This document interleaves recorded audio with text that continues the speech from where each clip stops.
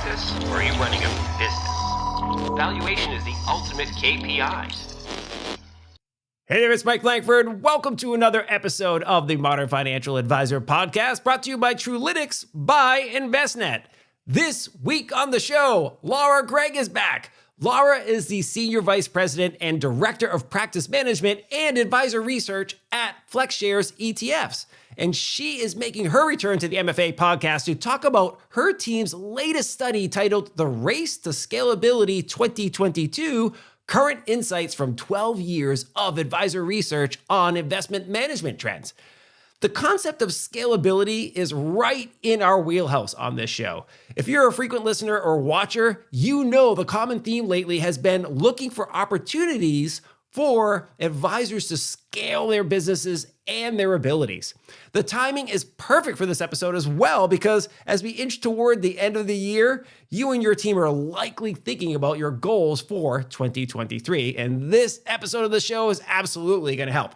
Okay, before we get to the conversation with Lara, please do make sure you subscribe to the podcast on Apple Podcasts, Spotify, Google, Amazon, the YouTubes, or wherever you like to get your podcast jam on. And if you have a question or a suggestion for a guest or a topic for the show, hit us up. Simply go to trulytics.com and use the little contact form there, or shoot us an email, podcast@trulytics.com, and we'll get back to you right away. All right? Okay, let's get to the conversation with Gregg. Well, Gregg, welcome back to the Modern Financial Advisor podcast. It's so wonderful to see you. Mike, this has been the highlight of my week. I am so excited to catch up with you again and really to talk about this topic. So, me too. Thanks for having me. My pleasure. You're always welcome back. I've told people this, and I'm not just saying this because you're here. Like, you are literally one of my favorite guests. Not only are you a joy to chat with, but you always bring the thunder when it comes to some amazing information and some ideas, right, for those of us in the industry to think about, like, where the world is headed and the kind of the ground we're playing on now, right, the playing field, if you will. We were just talking about sports. All right. Well, you're putting a lot of pressure on me early on, Mike. So I hope I can deliver the thunder. Well, you got this awesome study behind you to back you up, right? You guys are like, hey, check this out. Now, all right. So, well, let's dive into it. Your FlexShares ETFs team at Northern Trust recently released a new study titled The Race to Scalability 2022, Current Insights from 12 Years of Advisor Research on Investment Management Trends. And I'm bouncing off the walls with excitement. By the way, I'm always like this because I'm hyper caffeinated usually. But I want to dive into some of your findings. The concept of scale, particularly, is of interest to me, and it's one that we've been talking about a lot over the last several years. So it's kind of been a thing, right?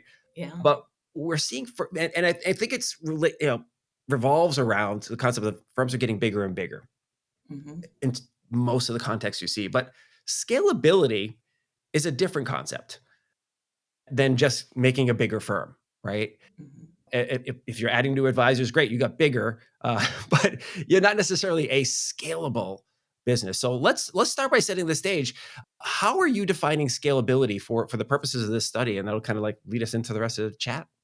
Yeah. So, you mentioned this, our new survey. We've done this 7 times. We do it every other year. Yeah. And how we think of scalability is really shedding those tasks that will enable you to have more time. And sometimes that's more time to dive into client relationships and retention. In other cases, it's more time to dive into business development, prospecting, or whatever it is, whatever your goal or your business model is that you want to achieve, you generally need more time to get there. So it's figuring out what you can shed, what you should keep, and going from there. I love it. I spend a lot of time in the startup ecosystem, right? Particularly here in the fintech space. And scalability, right, is always an important thing. When you think about it from a software perspective, it's like, okay, can this architecture of the software, what we've built, handle more users, if you will, right? So you think about, servers you have there, the database, right? Your pipe, like what's your throughput model in terms of like how many people can be on the system at once and all that type of stuff. And so that's, always on my mind when I think about any business, right? But when you think about a financial advisory business, I don't think many advisors are thinking this way. And I recently had a conversation with Aaron Klein, who's the CEO of Riskalyze at Mhm. RIA Summit in Boston. This was actually last week, the week before we're recording this. And he made this point that, at the end of the day, advisors are selling their time, right? His point was that in order for an advisor to scale a business, he or she is going to need to find efficiencies, as you were just describing, through technology and leveraging the services of others. And one of the big ideas for the study and the survey results that you're putting out there is that outsourcing of investment management for advisory firms is something that can help them with their scalability. And I think that's a pretty great place to start with when we start talking about the scalability. So, first, what activities are you including in investment management for the purposes of your survey so that advisors can wrap their heads around it? Because I think we all have a pretty broad understanding of what investment management activities are, but what are you including in the survey from that perspective? Yeah. So the list of what we've included has grown over Mm, time as the ability to outsource these functions has become way more flexible over yeah. the 12 years of the study. But we include things like portfolio management, Hmm. security research, asset allocation, back office, due diligence, ongoing monitoring of the money managers, which is really important.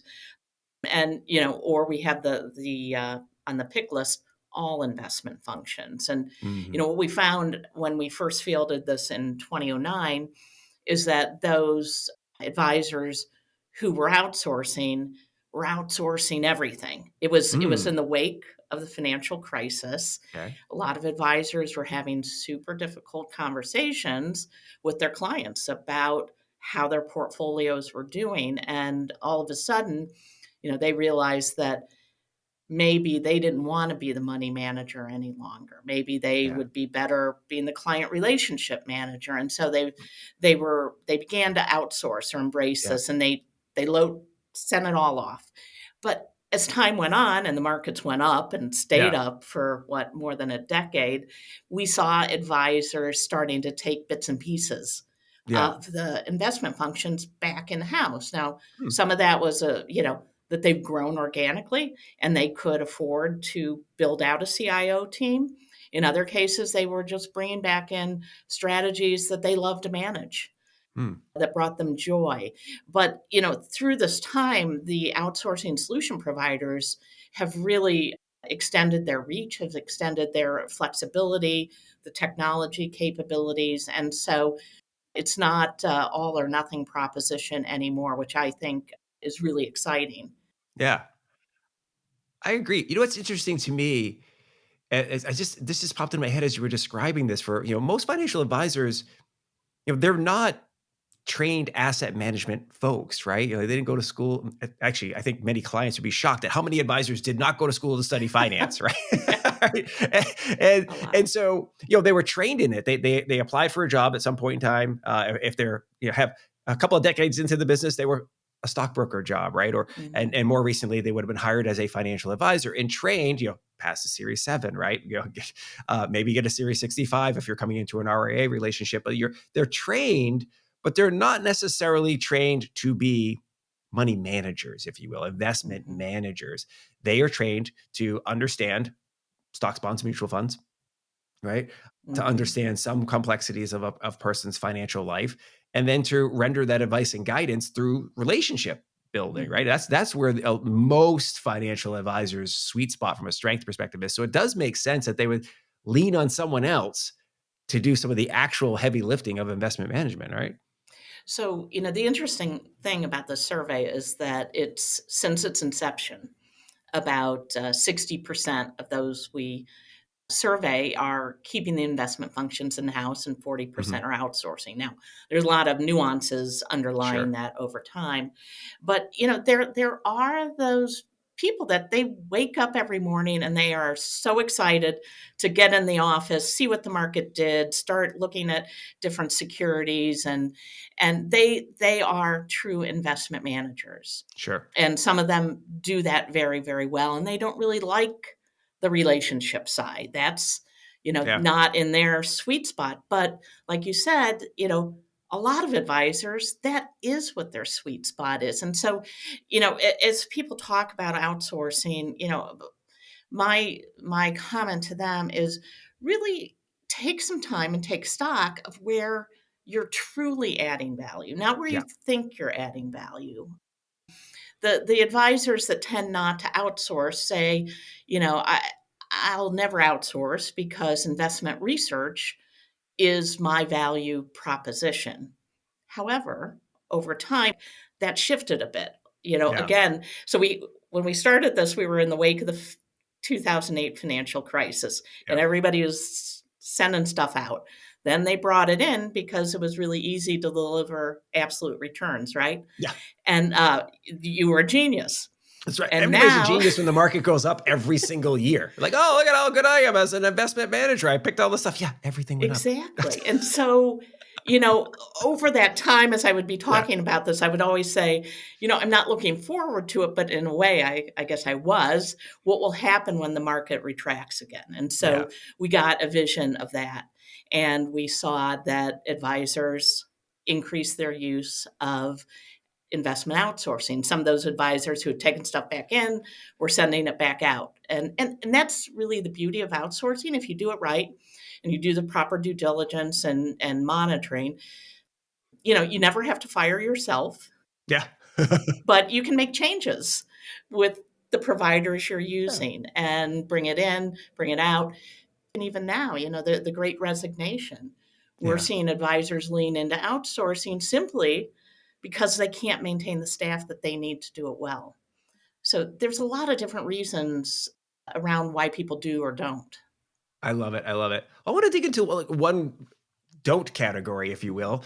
I was surprised in looking at the survey that only 32% of RIAs are outsourcing investment management. That really kind of made me sit back a little bit because I'm like, well, wait a minute. Most of these RIAs are, break away at some point in time. They broke away from wirehouse or an independent broker dealer, and they decide we're gonna form an RIA.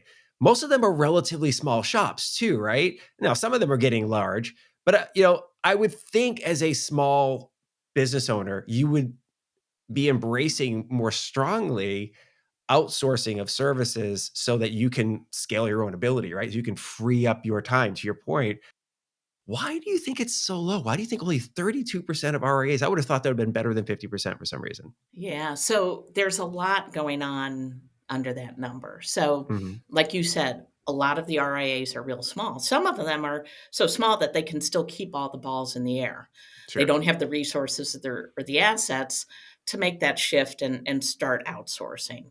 Like we were talking about before, a lot of the RIAs are investment managers. That's how they view Mm. themselves. That's what they love. So they're keeping it inside. And also, there are a lot of mega RIAs, Yeah. the billion plus RIAs. Now they've got the scale and the assets to be able to afford to build out that CIO team. And so they're not outsourcing. However, many of those mega RIAs do outsource their lower value accounts just to Mm. make sure things are, in place.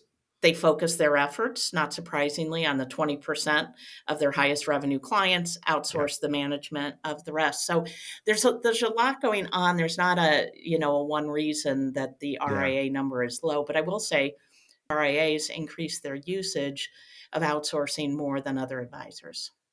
That makes sense. It really does make sense. You start to think about, can you do this as efficiently and as not only from an effort perspective but also from a cost perspective Mhm. than another provider can do it, right? Who that's all they do, right? And Right. they've got more staff than you do. They have more technological firepower than you do to put to bear on this thing that needs doing. And at a certain point in time, you look at like, well, here's how time consuming and costly it is for me to do it. And then you're willing to do it for, I don't know, pick a number, X amount of basis points, or a flat fee. I'm sure the Mhm. models vary on some of these outsourcing firms. Oh, I might have to lean into you doing it, right? Because if you take that, like you said, time off my plate, oh, I've just freed up the ability to go get more clients, right? I Mhm. can go or serve my existing clients better.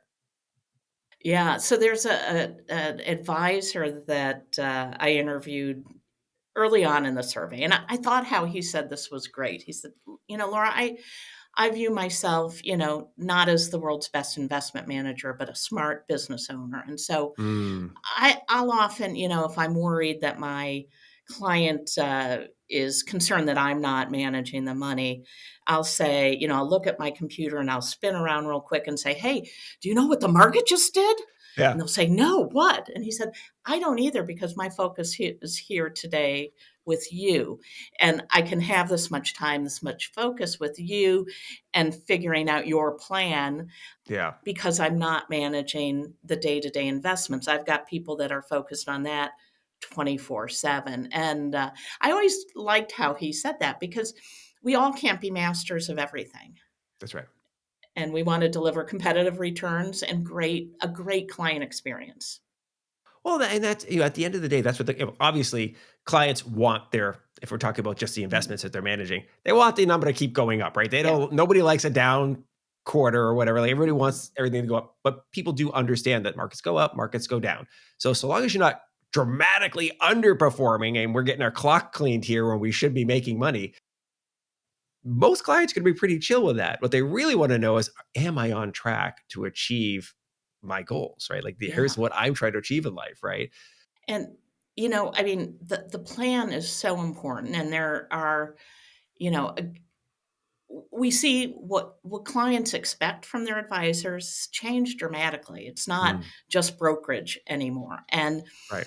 unfortunately, there still are a lot of advisors who view that as what their clients want or need. I'm just here to Mhm. manage the money, and that's it. Yeah. But things are changing rapidly, and in a down market, especially if you've spent the time, you've built the plan with your clients, it's a great opportunity to call them and say, "Hey, I just wanted to check in. The market's been really crazy, but I Yeah. just wanted to let you know we planned for this, and your Yeah. plan is in place. So you're not going to have to give up anything we talked about. We figured this in. There's always up and down markets, and just the power of that to be able to go and reaffirm that everything's Yeah. still in place, even though it feels, if turn on CNBC or whatever, that it's the sky is Yeah. falling and we're all going under.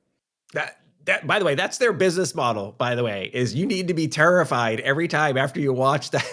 Yeah, You're either yeah. terrified that the world is ending and you don't, you got to pull all your money to cash or whatever, Mhm. or you're terrified that you're missing out. You got the FOMO big time going and you got to get in. Like that's their whole business model. So stay off CNBC and those types of shows. Come on, do yourself a favor. Absolutely. Um, well, you talked about the plan, and that actually is a fantastic segue to something I wanted to dive into a little more, which is the expansion of services. Because over the past 2 years, I have heard this drumbeat countless times on this show and others that advisors should be looking to add extra services beyond investment management, like you Mhm, said, particularly financial planning and tax planning, tax strategy stuff mhm. to their offerings for their clients. And it makes sense, right? That you can offer more comprehensive financial advisory solutions.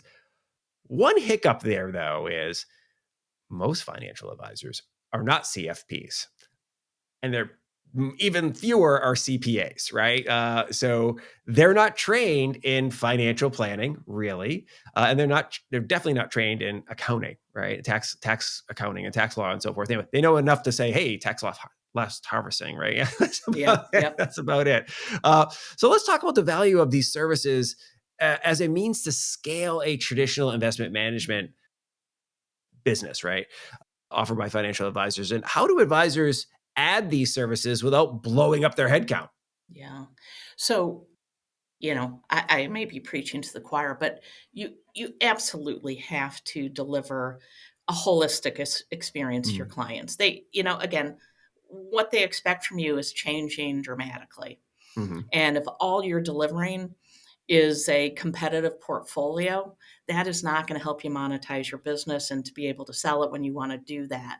Right. We did, separate from this research study, we've done some work recently on how advisors can grow wallet share with their existing Mhm. clients, and it really ended up being a behavioral study. And we identified 5 client personas that are probably in everybody's book, but 3 of the 5 personas, or 83% of our universe were people who expected and desired a holistic experience in working with their advisor. Now, there are a lot of other things going on, but 83% of the market in our study wants that. So, Yeah.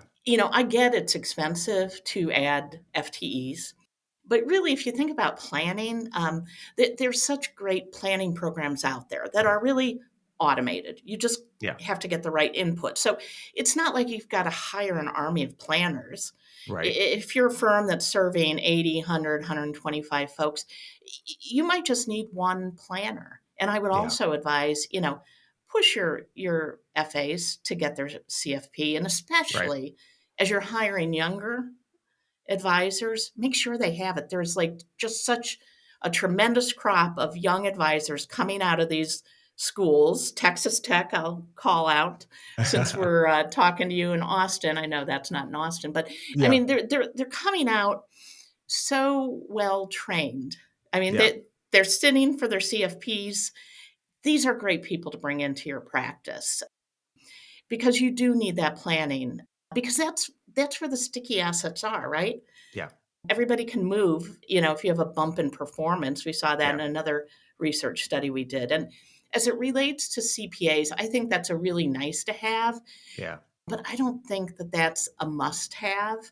Sure. However, a couple things with that, if you can afford and if you want to go that direction and have a CPA on your staff, that's incredible because Yeah. you'll know where all of your clients' assets are because you'll be seeing their tax Right. returns. Yeah. If you want to figure out how to get those assets that aren't with you currently, that's great if you can see their tax return. But that's not feasible for most Yeah. firms. So I would say just continue to build your center of influence network. Yeah. Make sure there's 2 or 3 really reputable CPAs in your network that you can rely upon. Also, trust and estate attorneys. Yeah. Those are very important as well. But make sure, that they understand that it's a two-way street. I often hear Sure. people say, well, I refer a lot of business to them and I never get anything in return. So in that vein, I would Yeah. say, make sure you're transparent. We're Sure. all in sales, right? So tell them, Yeah. I'm going to be pushing these high net worth clients to you, and I really expect a little bit coming back to me. Yeah.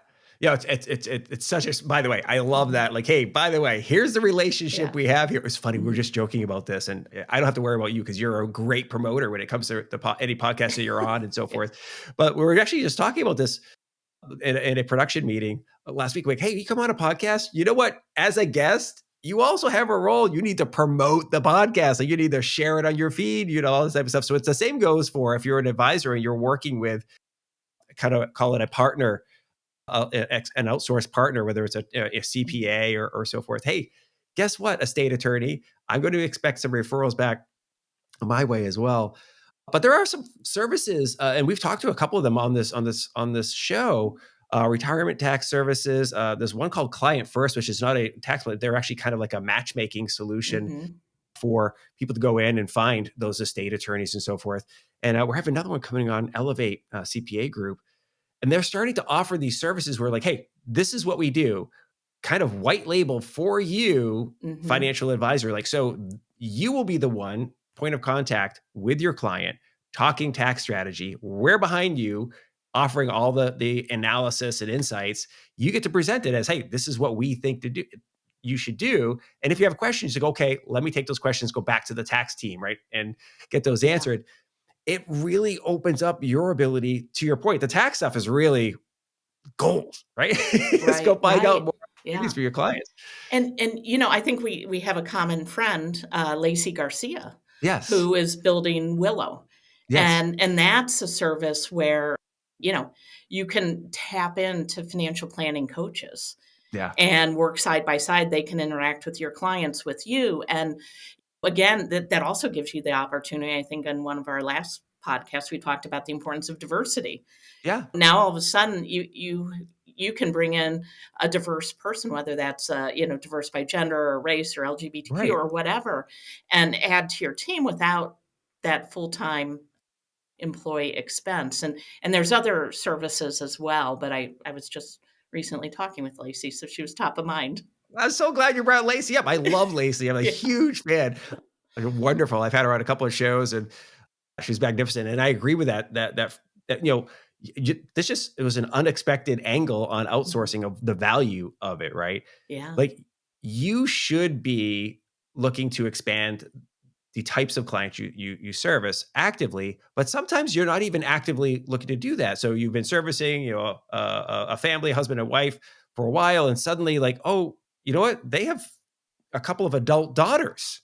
Oh my gosh! Like, we may need to bring some female firepower on the staff. Well, I don't have the FTE budget just yet. Well, great. There Mhm. are services like Willow that can help you there, right? There are other services. You might have clients who are starting to get more complex financial lives that you Mhm. don't feel you have the skills to handle. Well, great. There are firms out there that can help you with more complex financial planning, more complex tax strategy stuff that can elevate your business again without you having to go, great, I've got to find an extra 150 grand, salary for this person to get this off the ground. And they're not going to be doing a ton of work at the beginning. Yeah. You can kind of use what you need.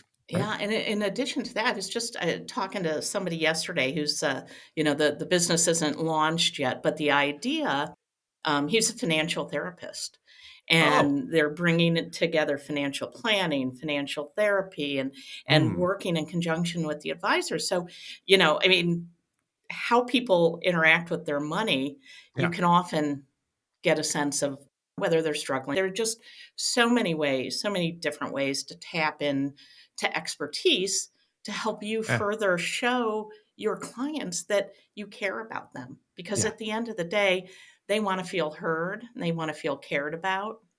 And by bringing this all together for them, being the quarterback, if you will, Yeah. why do they need to go anywhere else? You're simplifying their life. Yeah. I love I've said this a bunch of times that look, your clients can get the products and the Mhm. services basically that you offer pretty much anywhere else. Yeah. It's somewhat of a commoditized business and they can pay about the same price Yeah, and go everywhere online else. and get it and Yeah, and cut they out might be the able to get it guy. cheaper. Why did they choose you?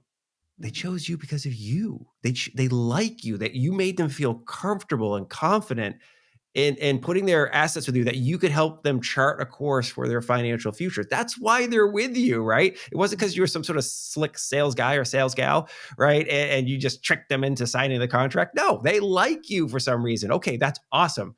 Well, keep managing that relationship, but you do need to continue to bring value to them and help make sure they're doing it. And if you feel like you can't bring your best, great, bring in extra services. Or if you're hitting against the ceiling of your capacity because hey, I've got 100 clients, this is it. Mhm. I can't do anymore. Well, you don't have to go out and hire an army of other advisors to do it. There's other ways to do this. So, Mike, you touched on something that, I know I'm going off the topic of No, please scalability and do. into Let's go. wallet share, but it resonated with me. One of our personas is the simplifier. Everybody's got these in their practice. Yeah. They don't have any investment expertise. They just want somebody to come in, take care of things for them. Just Sure. push the easy button. And generally you get all their assets in a very short amount of time. And then advisors get comfortable.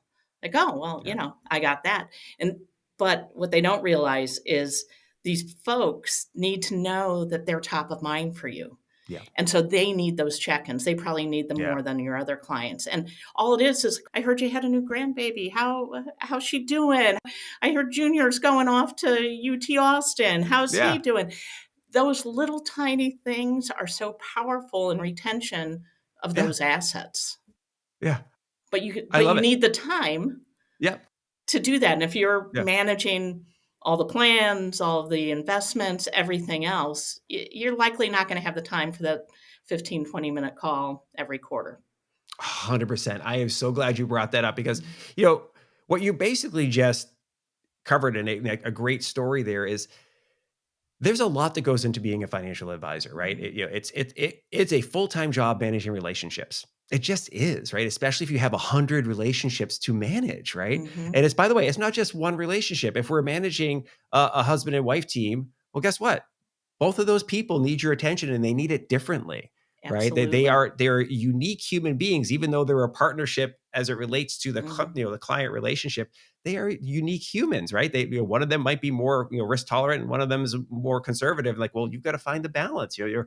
I once had early in my career when I was active as a financial advisor, I had a husband look me in the eye and go, "You are a marital compromise." And I just loved it. They And were yeah, just that was good. I thought it was so wonderful. Like, that's like, I think that's flattering, you know what I mean? Like, but I get it. Like, it's 100%. Like, you are Yeah. different people. You have the same general goal, but one of them was like, "Hey, totally cool with the kids going to state school. There's no reason why Mhm. they need to go to an expensive private school when it comes to education goals." And the other one's like, "No, look, if these kids are smart enough to get into Harvard or whatever, like, they should. I want to go, and I don't think they should have to worry about how it gets paid for." It's like, well, those are two very big different, you Right. know, uh, pills to swallow from a financial goal perspective. So, it is a compromise. Like, well, how much are you going to pay for, mom and dad? And then how are Mhm. you going to pay for it? So having those conversations can be a full-time job. And, some of that, believe it or not, can be outsourced, right? So I can imagine the Mhm. advisor who's like, "Laura, are you kidding me? I've got to pay attention and reach out to people every time there's a little micro event in their life and stuff like that." It's like, there are social media services and outsourced people who will gladly monitor a social media feed Oh, for you yeah. and Yeah. let you know that, "Hey, guess what? It's Laura's birthday coming up. So don't forget, let's put a card in the mail." There's actually services that do that type of stuff for you. Right, and your So, CRM system is a right. great I way to just, do it. You in your planning meeting, you hear, they just bought their first home. yeah, You just put in the calendar event a year from that day, send out a card that says, "Hey, hope you enjoyed your first year in your new home." It's perfect. the birthday, the holiday, awesome. It's those really unexpected things that catch somebody's attention. That's right. Like, "Wow, you remembered that?" Well, no, Yep. you just had it in your system and it shot it out. But like you say, there are outsourced solutions where you can spit those Yeah. things out to them, and they'll get the gift or card out, and you look It's like a leveraging. hero. It's funny. This is going to be a parallel, a little analogy here. But so I tell my kids that you'll be surprised that you can get an extra 5 points from a class, from a teacher, professor, just by being like the kid who raises the hand in the class. I know this sounds silly, but like, look, teachers are human. And yes, the grades are supposed to be objective, right? And all, merit based. There is a reality of like when they're doing grades and some of the grade is subjective. They go, "You know what? I see where Jackson was going on this. Yeah, okay, fine, right? Like whatever." I think it gives you 5 points. I'm convinced of it because I know in my life, I guarantee you that there were classes where I'm like, I probably shouldn't have got an A in that class, but I think the guy liked me or the lady liked me, the Mike, professor you're liked me. listening into our conversations around the kitchen table. We were talking before we came on about, I've got a freshman in Yeah. college, and, we're beating the drum before we left. Go to office hours, sit in the Yeah. front row, raise your hand, go to office hours, make sure they know who you are. You're at a great big school. They need to know Mhm. you because when it, like you say, when it falls on the, 89, 90, are you going to get the 90 or are you going to get the 89? Yeah. Yeah. And it's all natural. And so, you see it with in academics, but it happens in real business too. So what you were just describing there Mhm. with sending a tiny little card, heck, nowadays it could be a text because most Yeah. people live on their phones, right? "Hey, how's the first year of the house?" It's got a little thing here. "You bought a house a year ago. How's that going?" You know how easy that is to do Yeah. and unexpected, and the delight that you Mhm. will hit with your client. They'll be like, "Oh my gosh, that was really nice." Right? You just made yourself bulletproof. Unless you Yeah. are terrible at investment management and losing them tons of money, you're probably not going to lose that client ever. Why? Because they feel it's not just like I'm getting regular communication, the traditional newsletter. No, I'm getting like personalized little updates about me. That's And, wonderful. that those are referrals too, Yeah, because everybody wants to share when they have a great experience. Like, "Do you my gal just texted me. They yeah, remembered we bought a house a year ago. She's awesome. He's awesome."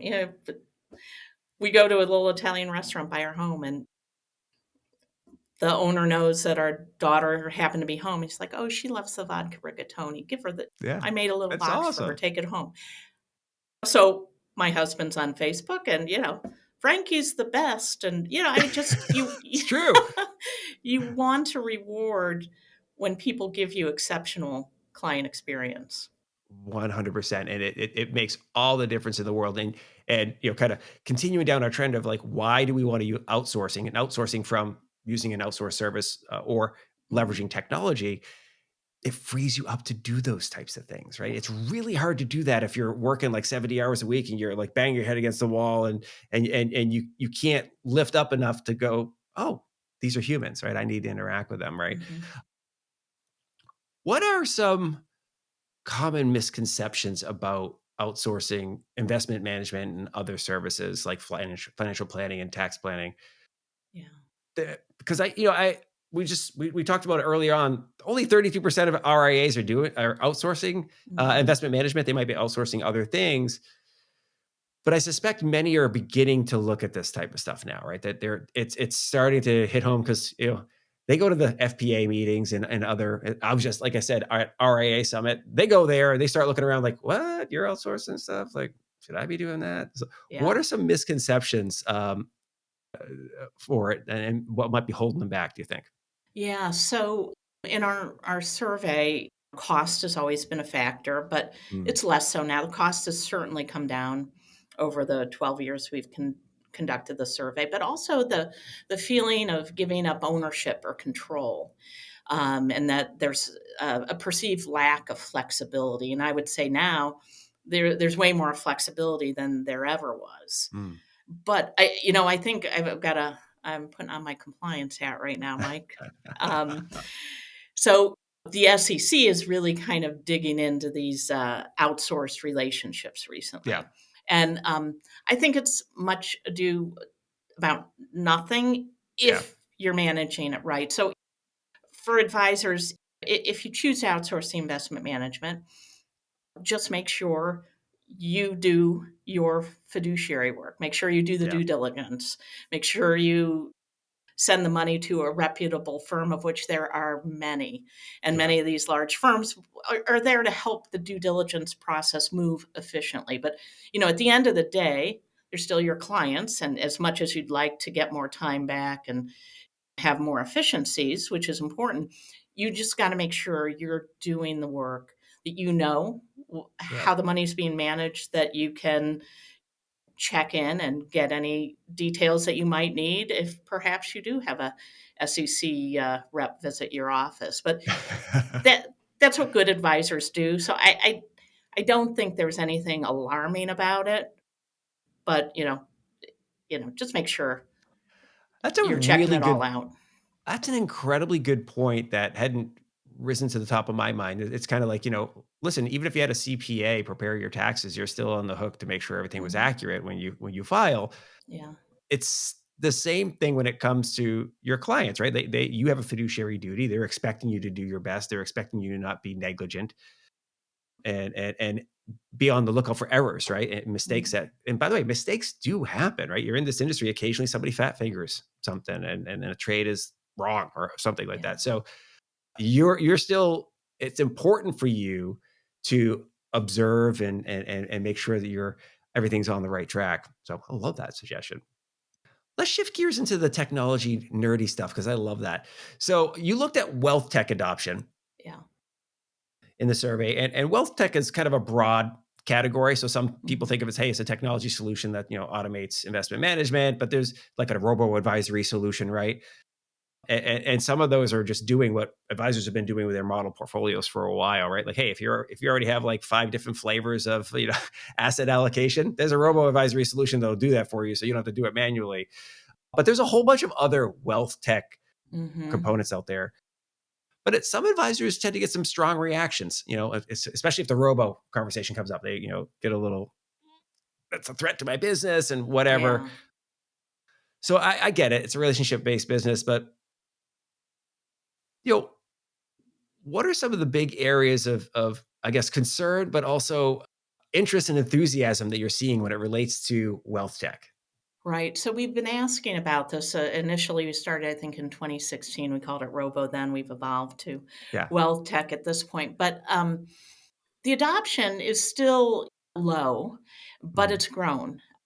In 2016, 2018, I'd say it was about 6% of our respondents were using some kind of wealth technology Sure. platform. It's now up to 16%. So not huge growth, but growth over Hmm. 6 years. But we also found that 20, I think it was 22, 23% said that they plan to bring in a solution into Mm. their practice within the next 2 years. So there's definitely a desire, and I think with advisors, they understand the importance of having a digital practice, Sure. and some of these solutions can enable that, make it a little bit simpler. Yeah. And you can take it, just like working with a turnkey asset manager, you can take all of it or you can take Yeah. bits and pieces of it. So it'll be interesting to see where that comes. But the folks that have adopted it have a really high satisfaction level with they're satisfied. They're glad that they did it. They've done it in order to find new types of clients, Yeah. usually younger, Yeah. to be able to service the lower asset accounts more consistently and more efficiently.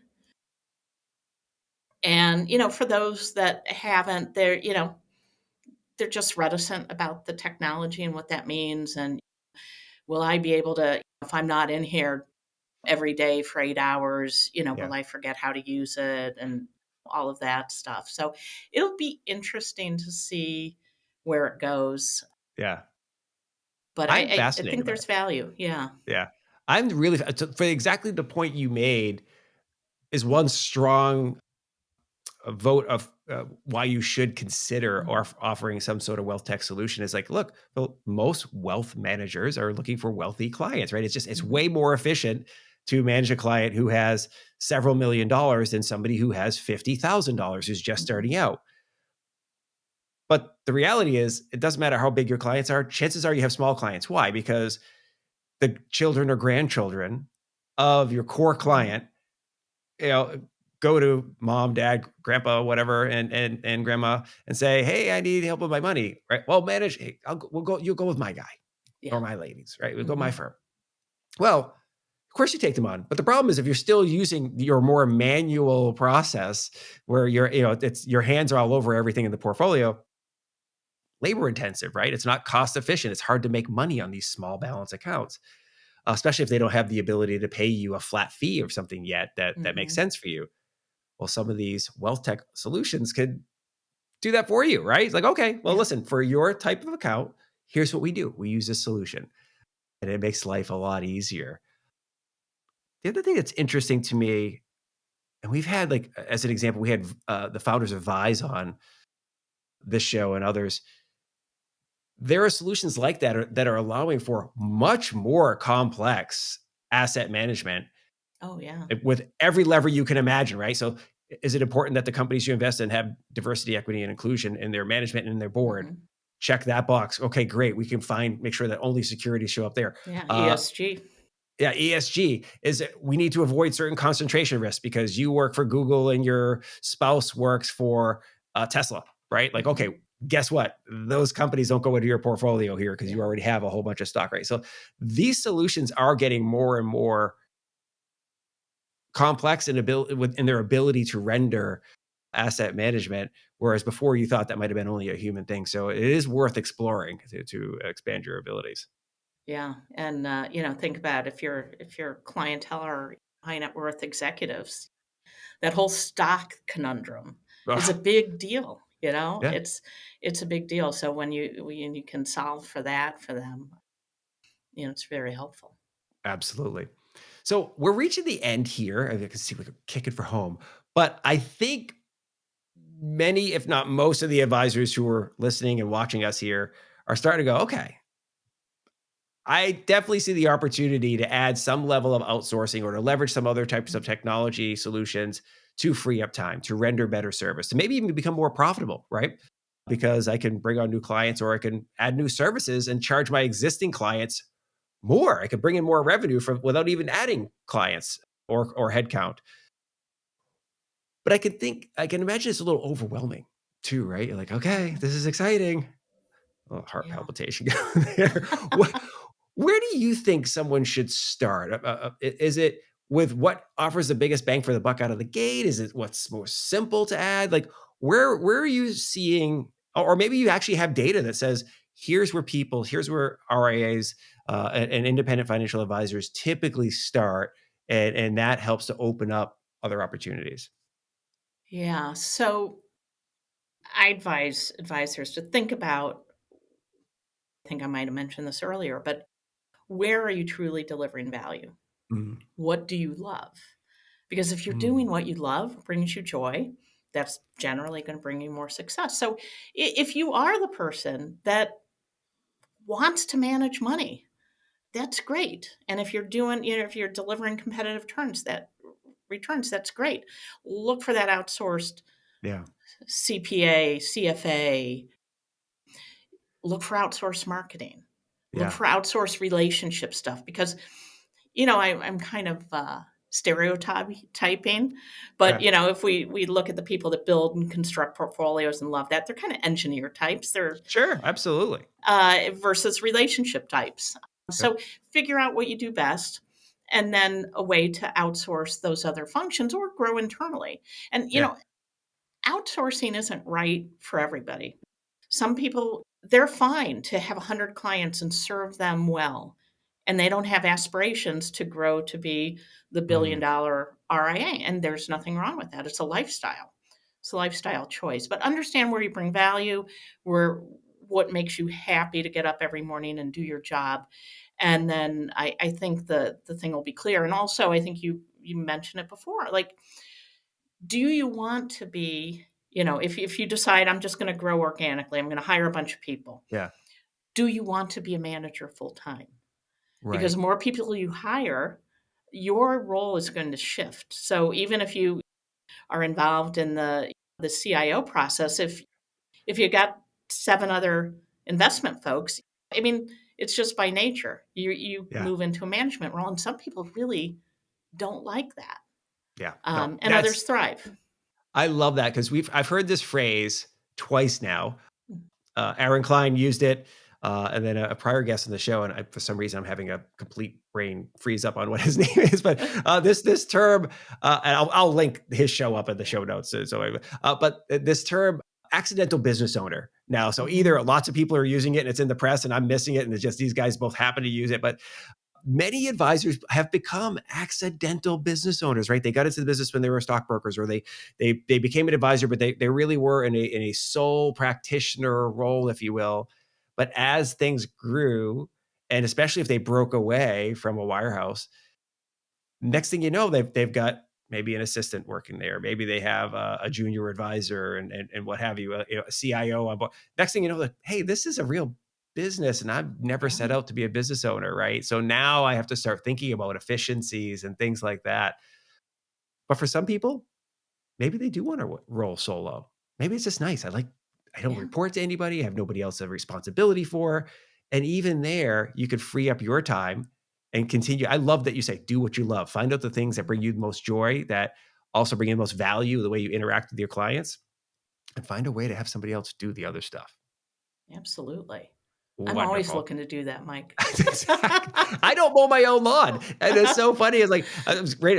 I just popped in my head. Like the lawn guys came today, Yeah. and I don't mind. I actually do like mowing the lawn because I Mhm. used to do it I've been mowing the lawn since I was a little kid. You're like 12 years old or something, but it's time consuming, right? And Right. it doesn't bring a lot of value other than like, looks nice, like Yeah. that's Yeah. what I think. And I'm like, hey, if it could just happen, because I also like when you things like that, like you always in your mind, you're thinking this thing needs to get done.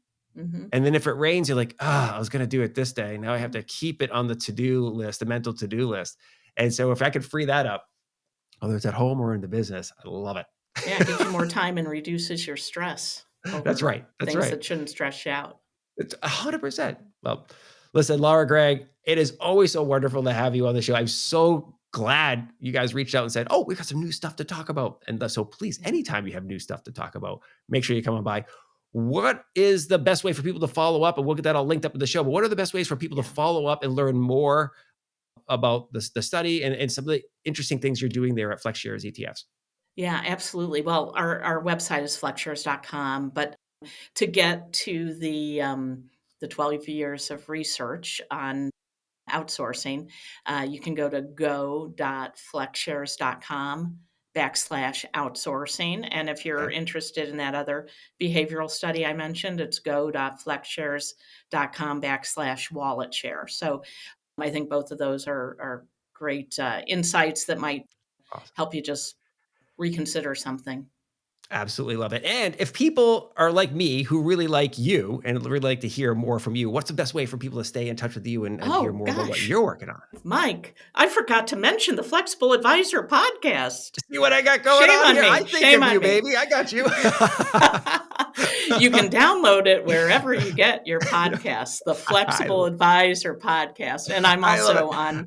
on LinkedIn. Laura Hanachek Gregg is how you can find me there. Perfect. See, I throw up lobs all the time, Laura, I and you just like appreciate it. spiked it home, baby. I loved it. That was great. I'm a very shameless promoter of that podcast. I can't even believe I didn't You bring it up. 100% promote the heck out of that thing, right? You want people to follow you. Well, this has been wonderful. Thank you very much, Laura, for coming on. Thank you, Mike. Thank you very much for listening to and/or watching this episode of the Modern Financial Advisor podcast. It's always great to have you with us. Huge thanks to Lara Gregg as well for coming back on the show to share some of the insights and wisdom she and her team at FlexShares ETFs surfaced in this year's Scalability survey. I also really appreciate the extra color that Lara added to the topic as well. This is one of those episodes which really reminds you that this is a people business, and we need to remember that because it's really easy to get lost in the numbers. And I thought Lara did a fantastic job bringing that type of stuff to the forefront. And it's not just about, oh, this percentage and this number of whatever from the survey, right? It's really bringing the human element into it. So thank you, Lara. Awesome, awesome stuff. Okay.